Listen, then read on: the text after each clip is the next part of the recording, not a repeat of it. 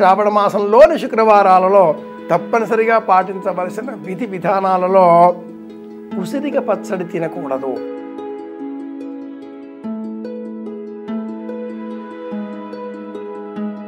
తప్పనిసరిగా పాటించవలసిన నియమాలు 5 ఉన్నాయి. కాలికి పసుపు రాసుకోవడం, కంటికి కాటుక పెట్టుకోవడం,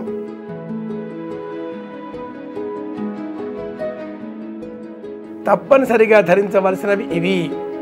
చేయకూడనివి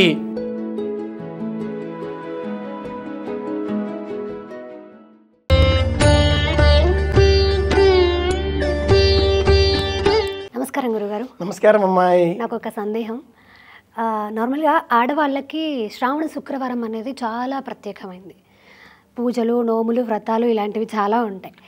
సో అసలు శ్రావణ శుక్రవారం యొక్క ప్రాముఖ్యత ఏంటి? తెలుసో తెలియకో కొన్ని తప్పులు చేస్తూ ఉంటారు. సో అస్సలు చేయకూడని తప్పులు ఏంటి? శ్రావణ శుక్రవారం నాడు చేయకూడని తప్పులు అని చెప్పాలి అంటే పెద్ద జాబితా అవుతుంది.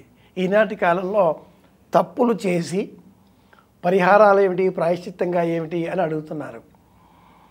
శ్రావణ మాసం అనగానే శ్రావణ సోమవారం శివవ్రతం, శివ ముష్టి వ్రతం ధర్మసింధువు అనే గ్రంథంలో ఉంది. శ్రావణ మంగళవారం మంగళగౌరీ వ్రతం భవిష్యోత్తర పురాణంలో ఉంది. శ్రావణ శుక్రవార వ్రతం ఇది కూడా భవిష్యోత్తర పురాణం, వరలక్ష్మి వ్రతం. శ్రావణ శనివార వ్రతం అగ్ని పురాణం. ఈ శ్రావణ శనివారం నాడు వెంకటేశ్వర స్వామి వారిని సుబ్రహ్మణ్యుడిగా పూజించాలి అని ఆ పురాణం చెబుతుంది. వ్రత చూడామణి అనే గ్రంథంలో ఈ వ్రతం ఎలా చేయాలో ఉంది. అసలు శ్రావణ మాసం అంటేనే నియమాల మాసం. ప్రతిరోజు ఏదో ఒక పండగ. ప్రత్యేకంగా శుక్రవారం అనేసరికి వాకిలి శుభ్రంగా పెట్టుకోవడం, గడప పైన బియ్యం పిండితో ముగ్గు వేయడం, పసుపు కుంకుమలతో అలంకరించడం, దేవతార్చన దేవతారాధన జరిగేటటువంటి చోట దీపాలు వెలిగించడం, ఇంటిల్లిపాది సూర్యోదయం కంటే పూర్వమే లేచి అందరూ స్నానాదికాదులు పూర్తి చేసుకొని పరిశుభ్రమైన వస్త్రధారణతో ప్రశాంతంగా నవ్వుతూ ఉండడం ఇవి ముఖ్యం. శ్రావణ మాసం నాడు శుక్రవారాలలో, శ్రావణ మాసంలోని శుక్రవారాలలో తప్పనిసరిగా పాటించవలసిన విధి విధానాలలో ఉసిరిక పచ్చడి తినకూడదు. పసుపు కుంకుమలు ఎవరి చేతికి అలా ప్లాస్టిక్ కవర్లలో పెట్టి ఇవ్వకూడదు. పసుపు కుంకుమలను కుంకుమ బరినెలలో పెట్టి ఇవ్వాలి కానీ ప్లాస్టిక్ కవర్లలో పెట్టి ఇవ్వకూడదు. తమలపాకులు పండు తాంబూలం ఇచ్చే సమయంలో తమలపాకులను తొడిమ తమ వైపు, చివర ఎదుటివారి వైపు ఉండే విధంగా ఇలా అందించాలి. అది నాగవల్లి. తమలపాకులు, పండు, అరటిపండు మాత్రమే కాకుండా గింజలు ఉండే పండు తప్పనిసరిగా అందులో ఉంచాలి. అంటే జామ పండు, విత్తనం ఉన్నది, బత్తాయి అయినా పర్వాలేదు. రీప్రొడక్షన్ అనే ఆలోచనతో మనం సంప్రదాయంలో ఖర్జూరం పండు అయినా పర్వాలేదు, గింజ విత్తనం ఉండాలి అనే నియమం చేస్తుంది. శ్రావణ మాసంలోని శుక్రవారాల్లో తప్పనిసరిగా పాటించవలసిన నియమాలు 5 ఉన్నాయి. కాలికి పసుపు రాసుకోవడం, కంటికి కాటుక పెట్టుకోవడం, నుదుటిన కుంకుమ బొట్టు పెట్టుకోవడం. ఏమంటే టిక్లీలు కాదు, కుంకుమ బొట్టు పెట్టుకోవడం, నెత్తిలో పువ్వులు పెట్టుకోవడం, చేతికి గాజులు వేసుకోవడం. మట్టి గాజులు, ప్లాస్టిక్ గాజులు, బంగారు గాజులు కాదు, మట్టి గాజులే.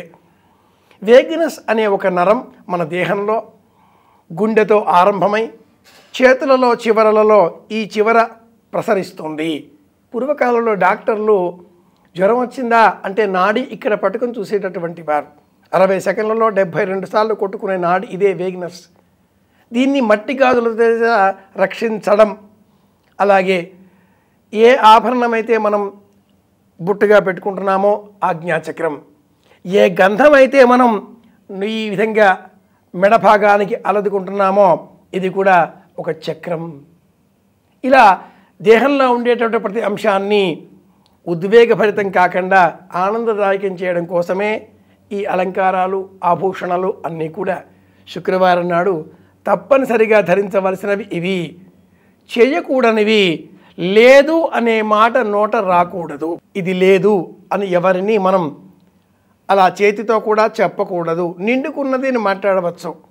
శుక్రవారం నాడు ఉప్పు, నూనె, ఖరీదు చేయకూడదు అని కూడా కొందరు చెబుతున్నారు. అది వ్యక్తిగతమైన అభిప్రాయం, శాస్త్రాలలో మట్టుకు ఆధారాలు ఉండవు. చివరకు మెడకు గంధం అలదుకోవడంలో కూడా విశుద్ధ చక్రానికి రక్ష కలిగించడం. గంధం ద్వారా చేసే ఈ అలంకరణ విశుద్ధ చక్రానికి రక్షణ వలయం ఏర్పరుస్తుంది. ఈ కారణం చేత థైరాయిడ్ గ్లాండ్స్కి సంబంధించిన ఏ వ్యాధులు మహిళలకు రావు. ఒబేసిటీతో బాధపడే వాళ్ళంతా గంధం పెట్టుకుంటే చాలు అని మనకు సనాతన ధర్మం చెబుతుంది. ఇలాంటివి ఎన్నో ఉన్నాయి. కనీసంగా శుక్రవారాలైనా వీటిని పాటించే ప్రయత్నం చేద్దాం. ఇది విషయం. థ్యాంక్ యూ గురుగారు. శుభమస్తు.